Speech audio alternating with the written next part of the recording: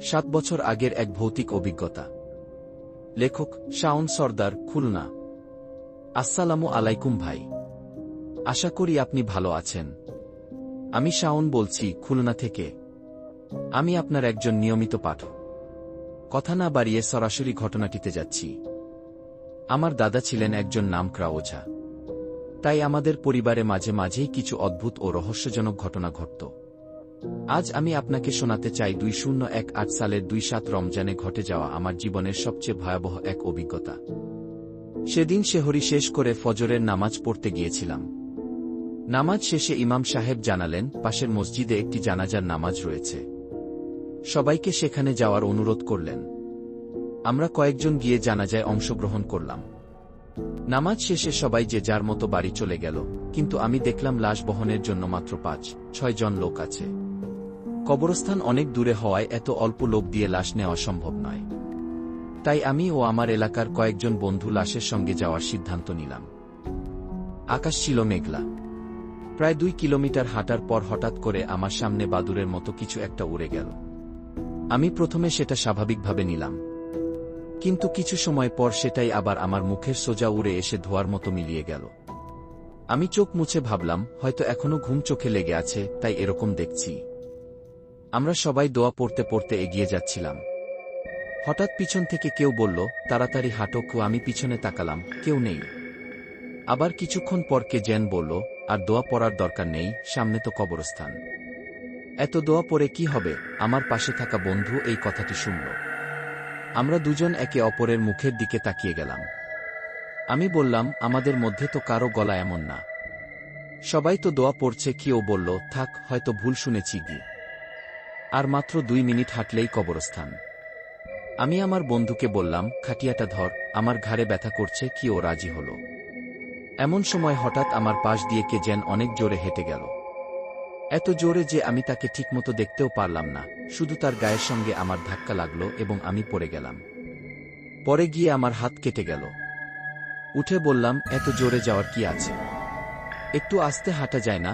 পাশে থাকা বন্ধুকে জিজ্ঞেস করলাম, দেখলি না কেমন করে গেল? ও বলল, কে? আমি দেখালাম, এই তো ওই লোকটা। কিন্তু আমরা দুজনেই দেখলাম সামনে কেউ নেই। বন্ধু বলল, তুই মজা করছিস? আমি ভিতরে ভিতরে অনেক ভয় পেতে লাগলাম। অবশেষে আমরা কবরস্থানে পৌঁছালাম। গিয়ে দেখলাম কবর এখনো খোঁড়া হয়নি। আমরা খাটিয়া মাটিতে নামিয়ে কিছুক্ষণ বসে রইলাম। কিছুক্ষণ পর কবর খোঁড়ার লোক এলো। করিম চাচা রেগে গিয়ে বললেন, তোমার তো কবর আগে থেকেই রেডি রাখার কথা ছিল। লোকটি বলল, আরেকটা কবর খুঁড়তে গিয়েছিলাম, তাই দেরি হয়ে গেছে। আধা ঘন্টার মধ্যেই রেডি হয়ে যাবে গি। আমরা সবাই এদিক ওদিক হাঁটতে লাগলাম। আমি আমার বন্ধুকে বললাম, এই কবরস্থানের ওদিকে আমার খালাতো ভাইয়ের কবর আছে, চলো ওর কবর জিয়ারত করে আসি। বন্ধু বলল, না রে, এখনো অন্ধকার, আমি ভয় পাই। তুই যা গিয়ে। আমি একা গেলাম ভাইয়ের কবর খুঁজতে। অনেক খুঁজে পেয়ে গেলাম। জিয়ারত শেষে মোনাজাত ধরলাম, চোখ বন্ধ করে দোয়া করছিলাম। ঠিক তখন কেউ পাশে এসে বলল, তুই যার কবর জিয়ারত করছিস সে ভালো লোক ছিল না। তার চেয়ে নিজের জন্য দোয়া কর, কাজে লাগবে। কি সাথে সাথে চোখ খুলে দেখি আশেপাশে কেউ নেই। গা শিউরে উঠল। দ্রুত দোয়া শেষ করে হেঁটে চলে এলাম। বন্ধু জিজ্ঞেস করল, তোর চেহারা এমন লাগছে কেন? আমি বললাম, না কিছু না। মনের ভিতরে হাজারো প্রশ্ন আর ভয় ঘুরপাক খাচ্ছিল। কিছুক্ষণ পর কবরস্থানের একটু দূরে একটি সাদা কালো রঙের সুন্দর বিড়াল দেখতে পেলাম। খুব মায়া লাগল। আমি বিড়াল পছন্দ করতাম। বিড়ালটি মানুষের পেছন পেছন হাঁটছিল, সবার পায়ের কাছে গা ঘষে ঘষে যেন তার মালিককে খুঁজছিল। কিছু সময় পরে সে আমার কাছে এলো। আমি তার গায়ে হাত বুলালাম এবং মনে মনে ভাবলাম, তোকে বাড়ি নিয়ে যেতে ইচ্ছা করছে কি? কিন্তু আমার দাদার কথা মনে পড়ল, কবরস্থানের কিছু বাড়ি আনবি না কি? মনে মনে এই কথা ভাবতেই বিড়ালটা হঠাৎ লাফ দিয়ে আমার হাত থেকে সরে গেল। ভাবলাম, এটা কি হলো? এমন সময় কবর খোঁড়ার কাজ শেষ হলো। আমরা লাশ দাফন করলাম। ইমাম সাহেব বললেন, কবরের পাশে কেউ দাঁড়াবেন না, সবাই অজু করে আসুন, মৃত ব্যক্তির জন্য দোয়া হবে। অজুখানা ছোট ছিল, তাই আমি বাইরে দাঁড়িয়ে রইলাম। হঠাৎ চোখ গেল দূরে, সেই বিড়ালটা আবার দেখা গেল। কিন্তু এবার সে একা ছিল না, তার পাশে একজন লোক দাঁড়িয়েছিল। লোকটার ঘাড় থেকে পায়ের দিকে লাল গামছা ঝুলছিল, মুখ দেখা যাচ্ছিল না। বিড়ালটি আনন্দে ছোটাছুটি করছিল, কখনো গামছা বেয়ে লোকটার মাথায় উঠছে, কখনো নামছে। মনে হচ্ছিল যেন সে তার হারানো প্রিয়জনকে খুঁজে পেয়েছে।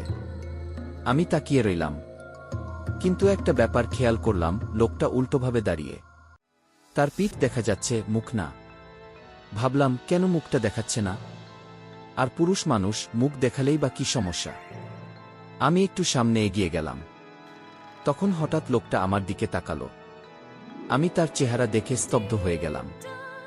মনে হলো 3 মাস পরে কবর থেকে উঠা এক লাশের মুখ। মাথা ঘুরে গেল। ভয় পেয়েও আবার তাকালাম। এবার সে বলল, তুই আজকের মতো বেঁচে গেলি, কারণ তোর চারপাশে অনেক মানুষ ছিল। আমি চারদিকে তাকালাম, এই কথাটা শুধু আমিই শুনেছি। ঠিক তখনই ইমাম সাহেব দোয়া শুরু করলেন। আমি তাড়াতাড়ি অজু করে দোয়ায় অংশ নিলাম। দোয়ার সময়ও মনে হচ্ছিল, আমার আশেপাশে কেউ বড় বড় নিঃশ্বাস ফেলে হেঁটে বেড়াচ্ছে। দোয়া শেষে চারপাশে তাকিয়ে দেখলাম, কেউ নেই। আমরা সবাই একসাথে কবরস্থান থেকে বের হয়ে যার যার বাড়ি চলে গেলাম। বাড়িতে এসে আমার প্রচণ্ড জ্বর আর মাথা ব্যথা শুরু হলো। আমি প্রায় 1 মাস অসুস্থ ছিলাম। শেষে একটা কথা না বললেই নয়, আমার দাদা তখন বেঁচে ছিলেন না। হয়তো উনি বেঁচে থাকলে আমাকে এই পরিস্থিতির সম্মুখীন হতে হতো না।